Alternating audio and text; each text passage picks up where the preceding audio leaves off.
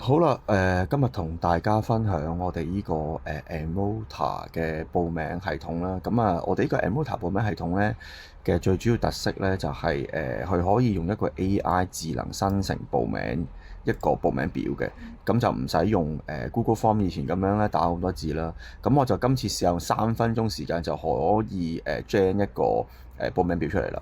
咁啊，首先我哋去咗 Enmota.com 啦，呢個網站啦。咁然之後去完呢個網站之後呢，咁入邊中間呢，你會見到就有唔同嘅形式嘅範例。咁即係話，譬如我想生成一個工作坊，咁會點樣呢？佢一陣呢就會呢將所有報名需要嘅資料呢就會放落去呢個空間嘅。嗱，咁你見到我哋整咗報名嘅工作坊啦，一個範例時間啦，幾多錢啦，咁啊佢哋會根據翻我哋上面呢一度，譬如我要嘅價錢啊、人數啊，咁佢都會識得放落嚟嘅。咁但係你見到我哋可能比較沉悶啲啦，咁我哋可以中間呢度咧就可以加一啲元素落去嘅，譬如我要加啲 emoji 啦，要加活動嘅亮點啦，同埋分詳細説明啦，咁我哋再生成。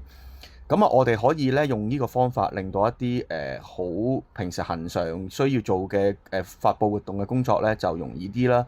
咁亦都唔需要再喺其他平台度就要攞唔同嘅資料過嚟呢度啊，再 copy 啊，咁就變咗容易啲去處理啦。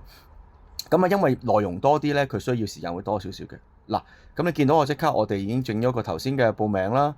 咁啊3天審尋式嘅報名體驗啦。嗱，見到佢會多咗好多 emoji 啦，咁同埋有好多細緻嘅位置嘅。咁啊，然之後下邊就會有好多唔同第一天嘅、第二天、第三天啊。咁其實咁我哋當呢個我哋生成咗佢啦。咁咧我一路做啦，就完成晒成個流程。咁啊，我用 Google 登入啦，咁啊唔需要打咁多字啦。會加快個流程啦。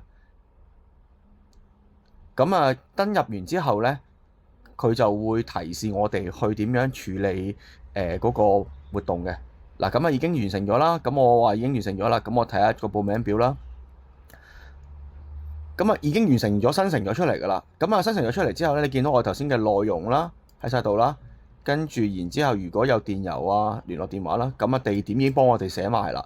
幾時開始、幾時結束啦？人數啦，同埋頭先我哋價錢啦。咁啊，因為呢度我哋係未發布嘅，咁嗰陣我就會再設定俾大家睇下。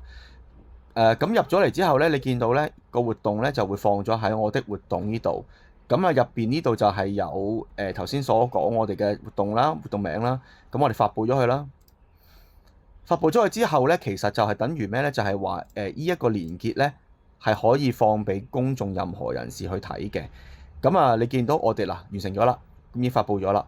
咁其實我哋已經用咗3分鐘時間就可以完成到一個活動報名表嘅 form 啦，亦都生成咗出嚟啦，亦都有可以俾人哋報名啦嘅設定啦。